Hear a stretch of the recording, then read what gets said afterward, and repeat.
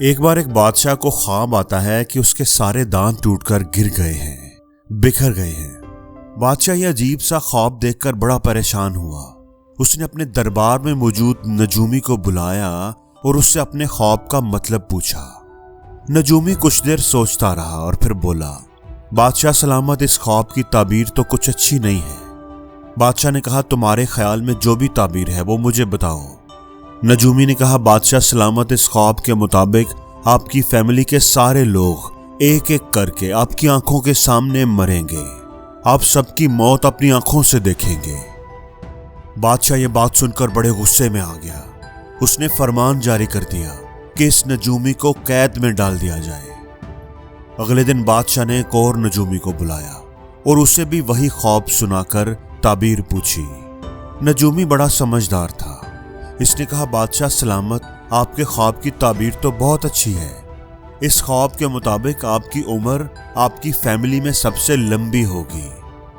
بادشاہ یہ سن کر خوش ہو گیا اور نجومی کو مالا مال کر دیا۔ دوستو، اگر آپ دھیان سے سوچیں، دھیان سے سنیں تو دونوں نجومیوں کی باتوں کا مطلب تقریباً ایک ہی ہے۔ مطلب تو ایک ہے لیکن بات کہنے کا طریقہ دونوں کا الگ ہے۔ اس کہانی سے ہمیں یہ سبق ملتا ہے کہ بات کرنے کا طریقہ بات سے زیادہ اہم ہوتا ہے۔ ایک نجومی کے طریقے نے اسے قید میں ڈلوا دیا اور دوسرے کے طریقے نے اسے مالا مال کر دیا۔ کمیونیکیشن سکل سے بڑی کوئی سکل نہیں۔ بات کرنے کا طریقہ سیکھیں۔ کامیاب ہونا چاہتے ہیں، اچھی زندگی گزارنا چاہتے ہیں تو اپنی بات چیت کرنے کی صلاحیت کو بہتر کریں۔ جیل میں ایک آدمی قید تھا جس کو موت کی سزا ہو چکی تھی۔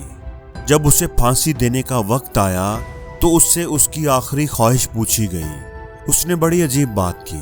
اس نے کہا کہ اپنی آخری خواہش میں بادشاہ کو ہی بتاؤں گا، کسی اور کو نہیں۔ اب چونکہ قانون یہی تھا کہ مرنے والے کی آخری خواہش ضرور پوچھی جائے گی، تو اس قیدی کو بادشاہ کے حضور پیش کر دیا گیا۔ قیدی نے کہا، بادشاہ سلامت، میرے پاس ایک بڑا ہی قیمتی ہنر ہے۔ میں تو اب مرنے والا ہوں۔ اگر میں مر گیا تو میرا یہ ہنر میرے ساتھ ہی دفن ہو جائے گا۔ بادشاہ نے پوچھا، کیا ہنر ہے تمہارے پاس؟ قیدی نے کہا، بادشاہ سلامت، میں آپ کے گھوڑے کو اڑنا سکھا سکتا ہوں۔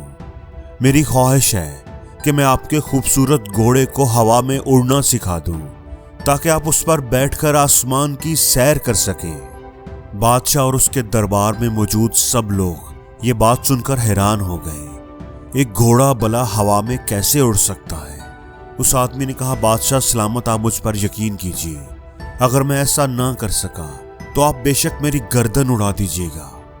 اب بادشاہ کچھ دیر سوچتا رہا، پھر بولا، ٹھیک ہے، میں تمہیں اپنا ہنر آزمانے کا ایک موقع دے دیتا ہوں، لیکن یاد رکھنا اگر تم نہ کر پائے تو میں تمہاری گردن اڑا دوں گا۔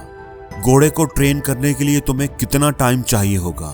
اس قیدی نے کہا، بادشاہ سلامت، یہ کافی پیچیدہ اور مشکل کام ہے، اس لیے مکمل ٹرین کرنے کے لیے مجھے 2 سال لگیں گے۔ بادشاہ نے کہا، ٹھیک ہے، تمہیں 2 سال دیے جاتے ہیں، تم کل سے ہی اپنا کام شروع کر دو۔ وہ قیدی جب قید خانے میں واپس آیا اپنا سامان وغیرہ لینے کے لیے تو اس کا ایک قیدی ساتھی جو اسے اچھی طرح جانتا تھا وہ بڑا حیران تھا۔ اس نے پوچھا کہ تم نے بادشاہ کے سامنے یہ کیا فضول باتیں کی ہیں؟ یہ کیا فضول باتیں کر کے آئے ہو کہ میں گھوڑے کو ہوا میں اڑنا سکھا سکتا ہوں؟ میرے پاس یہ ہنر ہے، یہ فن ہے، میں تو تمہیں اچھی طرح جانتا ہوں۔ گھوڑے کو اڑانا تو دور کی بات، تمہیں تو گھوڑے کی سواری تک نہیں کرنی آتی، پھر تم نے بادشاہ سے ایسا کیوں کہا؟ قیدی یہ بات سن کر مسکرایا اور بولا، دیکھو، میں مرنے تو ویسے ہی والا تھا، اب ایسا کر کے میں نے تو بس ٹائم گین کیا ہے۔ مجھے 2 سال کی مہلت مل گئی ہے، میری قید ختم ہو گئی ہے، مجھے جینے کا ایک اور موقع مل گیا ہے۔ اب 2 سال میں مزے سے جیوں گا اور گھوڑے کو ٹرین کرنے کا ڈھونگ کرتا رہوں گا۔ ہو سکتا ہے کہ 2 سال کے اندر اندر یہ بادشاہ مر جائے اور میں آزاد ہو جاؤں۔ ہو سکتا ہے کہ 2 سال کے اندر کسی نہ کسی وجہ سے یہ گھوڑا ہی مر جائے تو پھر بھی میں آزاد ہی رہوں گا۔ اور یہ بھی ہو سکتا ہے کہ کوئی معجزہ ہو جائے اور گھوڑا اڑنا ہی سیکھ جائے۔ اس لیے دوستو، جب بھی آپ کی زندگی میں کوئی ایسی پرابلم آ جائے जिसका कोई सोल्यूशन आपको ना मिल रहा हो तो टाइम गेन करें, हिम्मत ना हारें, क्विट ना करें, थोड़ा वक्त हासिल करें, कोशिश करते रहें, कोई ना कोई रास्ता आपको जरूर मिल जाएगा। दोस्तों, तीसरी कहानी यह है कि एक बूढ़ा आदमी और उसका बेटा सफर कर रहे थे। चलते चलते उन्हें रात हो गई। खेतों के दरमियान उन्हें एक छोटा सा घर नजर आया। वो दोनों इस तरफ चल पड़े इस उम्मीद से कि हो सकता है रात गुजारने की कोई जगह मिल जाए। खेत बिल्कुल वीरान पड़े थे। ऐसा लगता था कि एक लंबे अरसे से किसी ने इनमें हल नहीं चलाया, देखभाल नहीं की। घर का मालिक बड़ा भला आदमी था। उसने उनके लिए खाने और रहने का बंदोबस्त किया।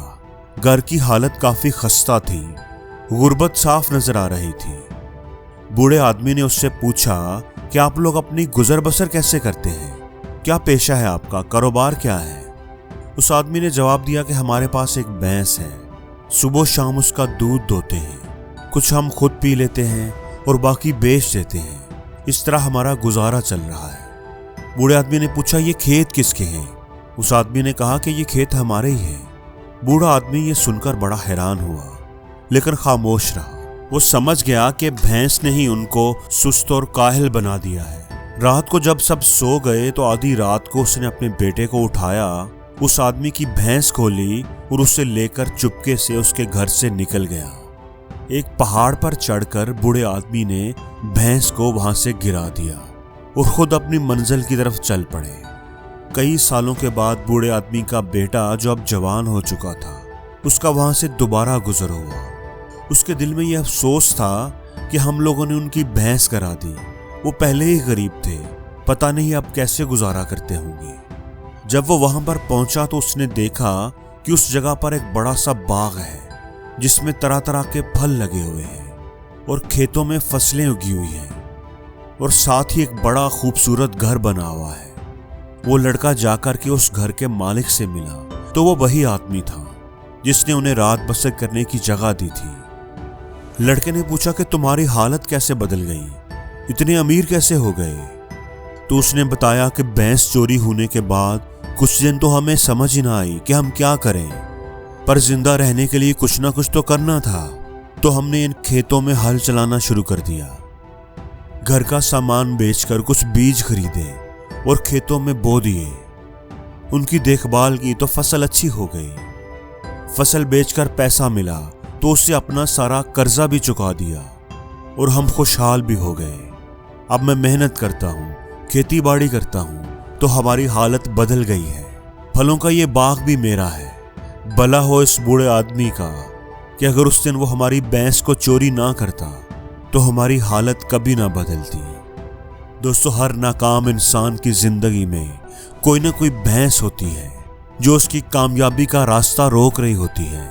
इसलिए तीसरा असूल यही है कि अपनी उस भैंस को पहाड़ से गिरा दो